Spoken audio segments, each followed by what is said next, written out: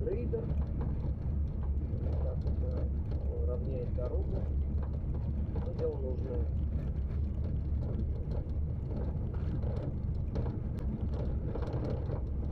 Нет, не грейдер.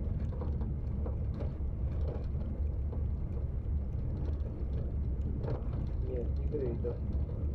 Какой-то большой груз что-то возил. Видимо, на электростанции какое-то оборудование. Ну, посмотрите, знак ограничения 50 километров.